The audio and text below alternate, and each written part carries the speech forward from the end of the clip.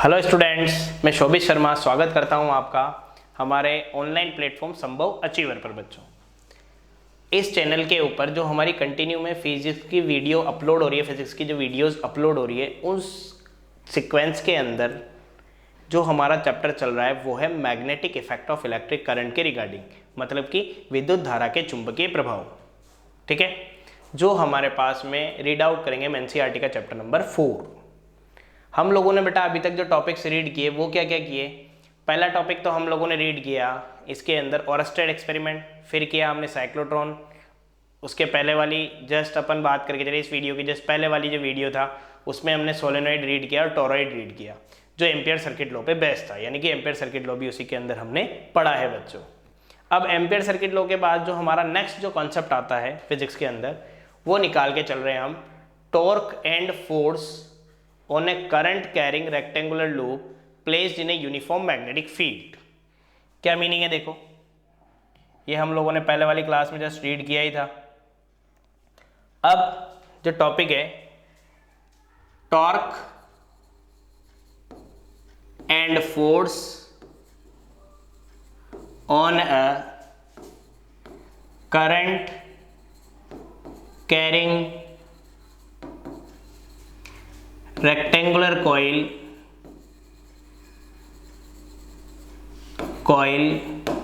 placed in a uniform magnetic field। अब बेटा तुम्हें सोचोगे कि सर इतना बड़ा क्या है ये? अरे भाई टॉपिक है, कुछ नहीं है, अभी समझाता हूँ, सीधा सीधा समझ में आ जाएगा। मतलब एक आयताकार कुंडली है, एक आयताकार कुंडली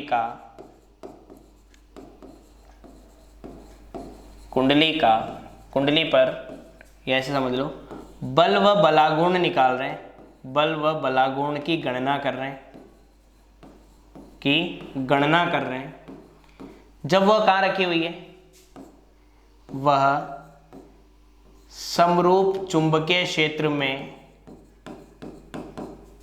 स्थित है,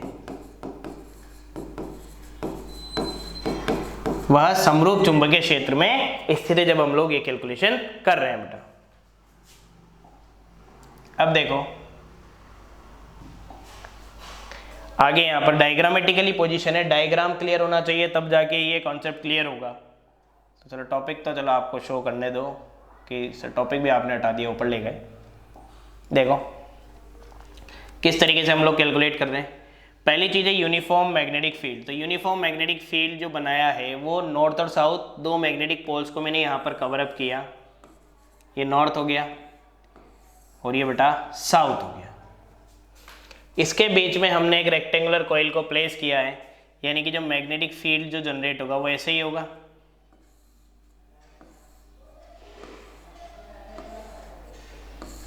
ये लो, ठीक।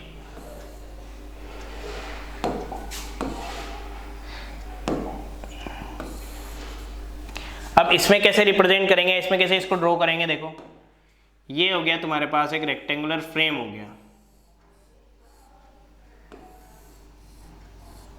समझाने का तुम्हें एक तरीका हो गया बेटा कि भाई किस तरीके से रोटेशन लेगा, किस तरीके से रोटेट होगा। तो एक बेटा रेक्टेंगुलर फ्रेम हो गया, या तो इसको कंप्लीटली अपन कवर अप ही कर देते ताकि दिक्कत ही नहीं रहे। सॉरी, इसको कंटिन्यू बना देता हूं मैं, नहीं तो कि सर बाद में आपने जीरो कैसे किया, तो जीरो ऐसे करना पड़ता है। ये लेंथ है, ये वाली है L और ये विड्थ है B। ठीक है, आगे बात समझ में। ये तो है L लेंथ से अपन ने रिप्रेजेंट किया, या यदि चौड़ाई को आपको ऐसे समझ में आता हो तो ब्रेथ से रिप्रेजेंट करना हो तो इसको B से रिप्रेजेंट कर दो, तो कोई इफेक्ट नहीं पड़ेगा उससे। भाई आंसर में थोड़ा माइनर सा चेंज आएगा बस। इसको B से रिप्रेजेंट करना हो तो B हो गया और ये L हो गया, थोड़ा सा चेंज आना है, कैसे भी रिप्रेजेंट कर दो। चलो इससे तुम्हें ध्यान दे सकता है, भाई लेंथ हो गई और ब्रेथ हो गई, ये A, ये B, ये C और ये D। A से B करंट चल रहा है, B से C चल रहा है, C से D चल रहा है और D से A चल रहा है। A से B, B से C, ठीक है। बी से सी, सी से डी और डी से ए। तो एक रेक्टेंगुलर कॉइल में कंप्लीटली करंट का फ्लो हो रहा है हमारे पास। अब मैं इसको थोड़ा साइड में बना के बता रहा हूं आपको ताकि समझ आ जाए एक बार में।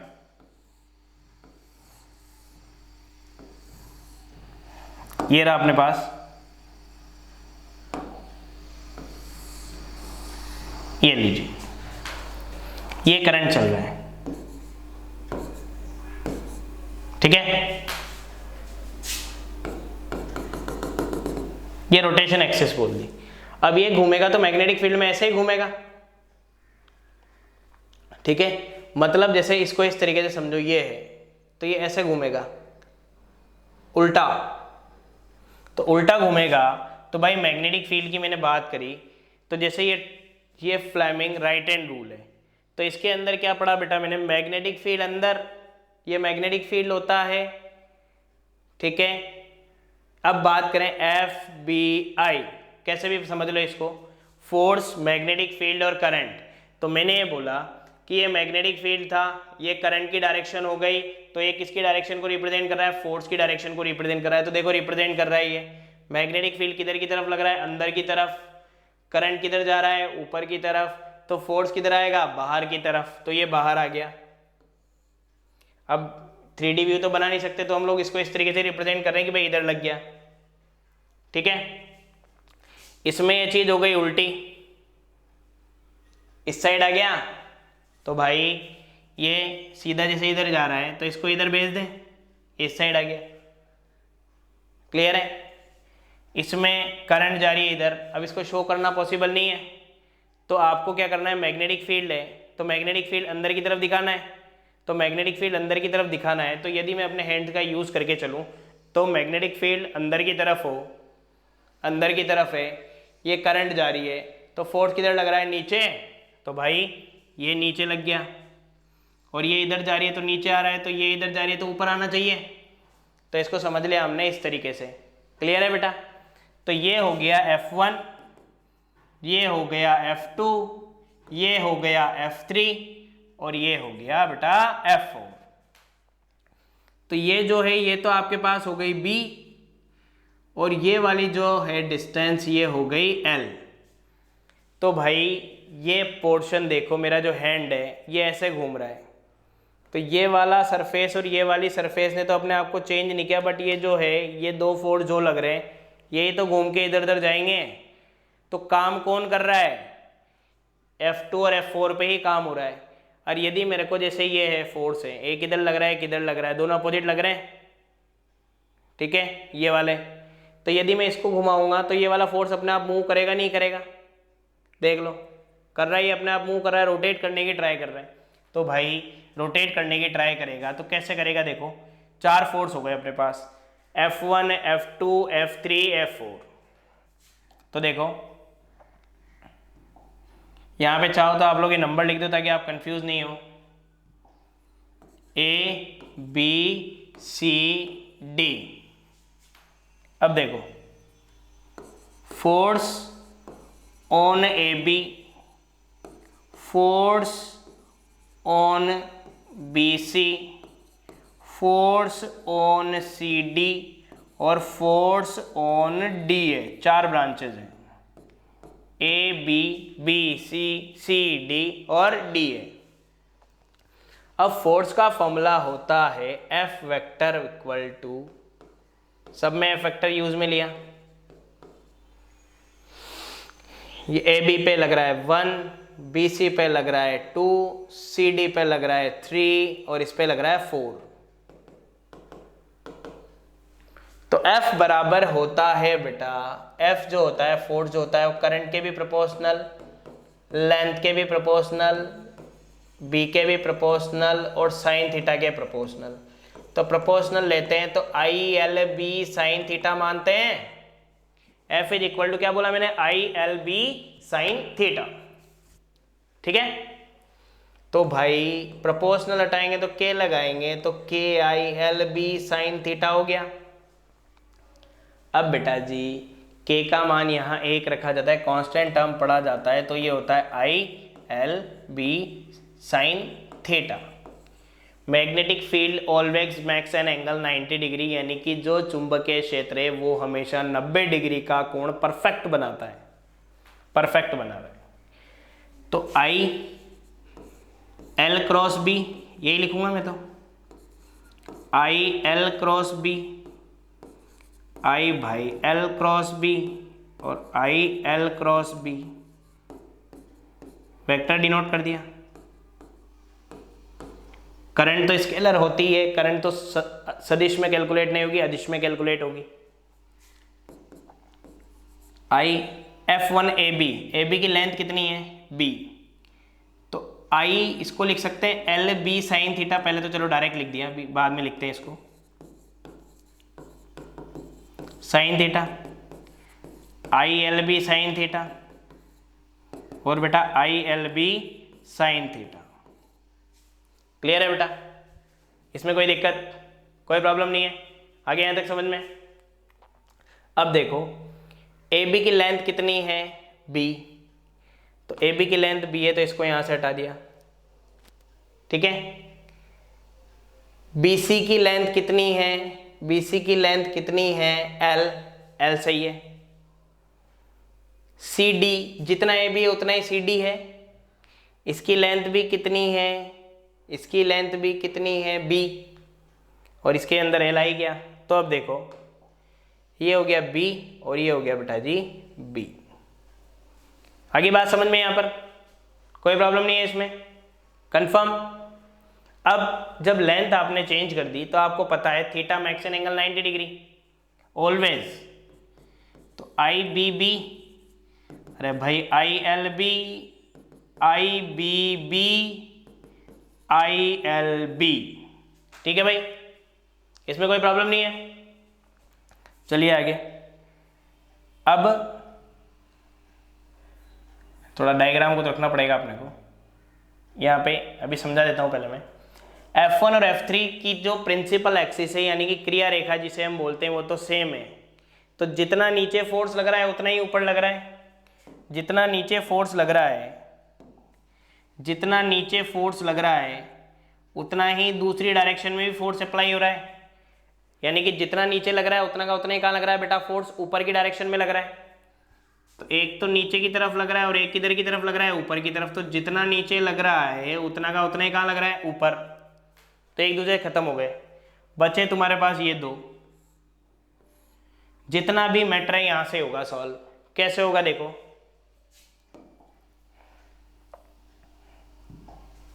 इसको रिप्रेजेंट करने का तरीका क्या है, F2 और F4, तो F2 और F4 इक्वल है लेकिन अपोजिट में है। तो टोटल फोर्स जब मैं लिखूंगा, टोटल फोर्स इन इक्विलिब्रियम, तो F वेक्टर इक्वल टू आ जाएगा बेटा F1 vector plus F2 vector plus F3 vector plus F4 vector, यही है। इक्विलिब्रियम में टोटल फोर्स कितना होता है, 0।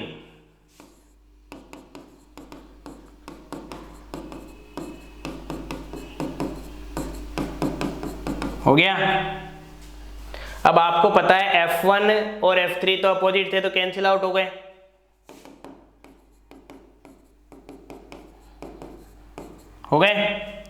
बचा कौन सा, F2 और F4। तो 0 is equal to F2 vector plus F4 vector. तो इसमें भी आपको ये पता है F2 vector is equal to F4 vector, opposite में आएगा माइनस में।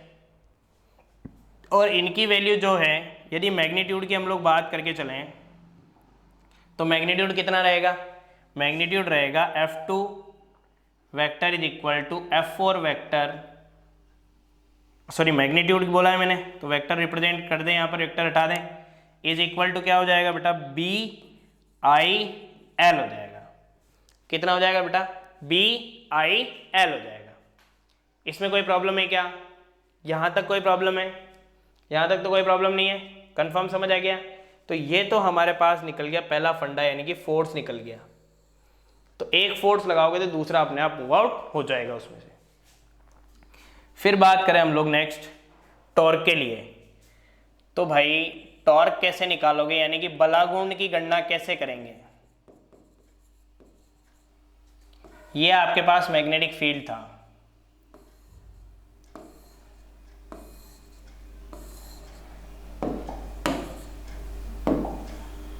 ये लो, इसमें मैंने उस कॉइल को रखा था, तो दो फोर्स लगे थे हमारे पास, देखो कौन कौन से पड़े।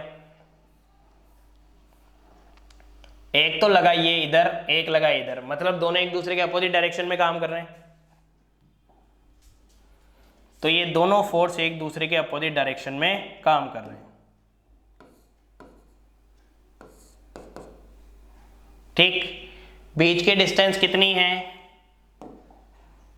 दोनों के बीच की डिस्टेंस कितनी है, इसको यहां से मैंने मिलाया, तो ये वाली डिस्टेंस है b, इधर ये डैश लाइन दी, इधर नीचे की तरफ डैश लाइन दी, तो ये बन गया a b c। F4 ये लग रहा है, मान लें F2 ये लग रहा है, ठीक है। अब भाई टॉर्क निकालने का, बलागुण निकालने का एक बहुत इजी फंडा है, इजी सा मेथड है। टो बराबर बलागुण बराबर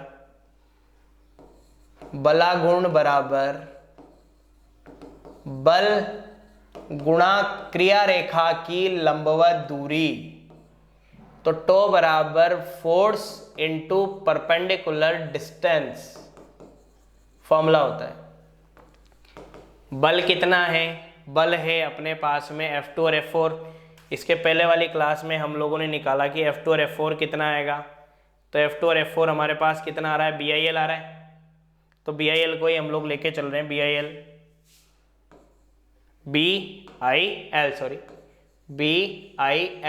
इनटू।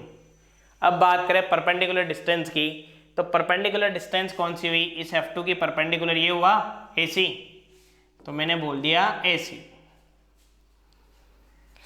तो इन ट्राइंगल ABC, त्रिभुज ABC में थीटा यहां से बन रहा है, तो ये लंब हो गया और ये कर्ण हो गया, यानी कि ये तो हो गया परपेंडिकुलर और ये हो गया हाइपोटेनियस। तो AB upon AC equal to हो गया साइन थीटा, हो गया। तो भाई AB बराबर हुआ AC sine theta,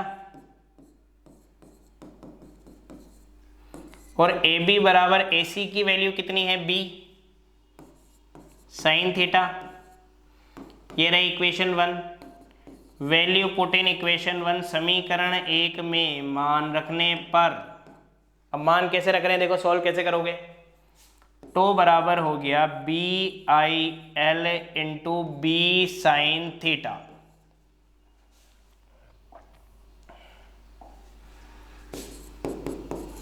BILB sine theta. तो लेंथ इंटू ब्रेथ क्या कहलाएगा बच्चों, area, BIA sine theta.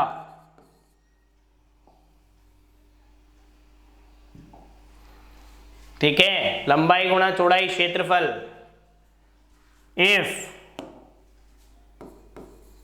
Number of turn is n, यदि कुंडली में n फेरे हों तो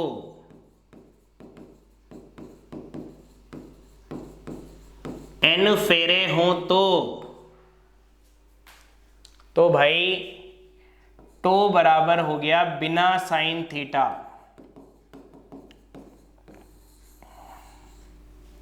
टो बराबर क्या हुआ, बिना साइन थीटा।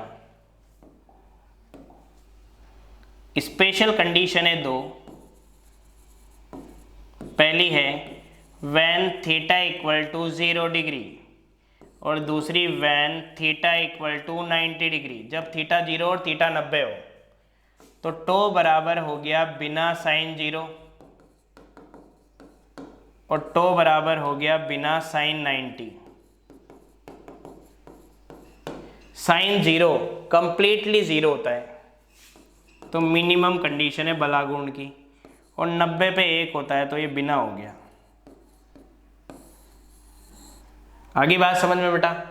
तो एक कंप्लीट एक मेजर टॉपिक अपन ने अटेंड किया, torque and force on A current carrying conductor, यानी कि चालक के लिए हम लोगों ने बोला एक आयताकार कुंडली है तो चालक की हुई एक तरीके से, उसके लिए बल व बलागुण की गणना हमने की है। आगे बेटा बात समझ में, तो ये तो हो गया आपके पास बल का डेरिवेशन हो गया कंप्लीट, और ये हो गया हमारे पास, ये तो हो गया कंप्लीटली बल, और इसके बाद ये हो गया हमारे पास यहाँ पर बलागुण। क्लियर है बेटा, ये हो गया हमारे पास बलागुण यहाँ पर जो हमने देखा है अभी। क्लियर, कोई प्रॉब्लम नहीं है यहाँ तक। तो बेटा जो हमारी नेक्स्ट क्लास होगी उसमें हम लोग एक मेजर टॉपिक है अपने पास गैल्वेनोमीटर, जो 2 क्लासेस के अंदर हम लोग पढ़ के चलेंगे। तो गैल्वेनोमीटर को हम लोग अच्छे से एक बार जो नेक्स्ट क्लास के अंदर रीड करेंगे। तो जो हमारा ऑनलाइन प्लेटफॉर्म है संभव अचीवर, उस पर बेटा उस चैनल को सब्सक्राइब करो, और लाइक है तो लाइक कंटिन्यू करिए ताकि हम लोग बेटर आपको दे सकें, जिससे आप लोगों का और ज़्यादा बेनिफिट हो। ओके बेटा, थैंक यू।